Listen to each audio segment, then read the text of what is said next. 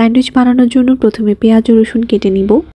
এরপর একটি কড়াই মুরগির বুকের মাংস, আদা বাটা, রসুন বাটা এবং সামান্য পানি দিয়ে 5 থেকে 6 মিনিট ঢেকে রাখবো সিদ্ধ হওয়ার জন্য। এরপর মাংসটি ছাড়িয়ে কুচি কুচি করে কেটে নিচ্ছি। এরপর একটি কড়াই সামান্য তেল, পেঁয়াজ রসুন কুচি, সিদ্ধ করা মাংস এবং গোলমরিচ দিয়ে কিছুক্ষণ ভেজে নিব। এরপর এতে 2 চা চামচ পরিমাণে মেয়োনিজ অ্যাড করব। এটা আপনারা আপনাদের ইচ্ছা মতো অ্যাড করতে পারেন।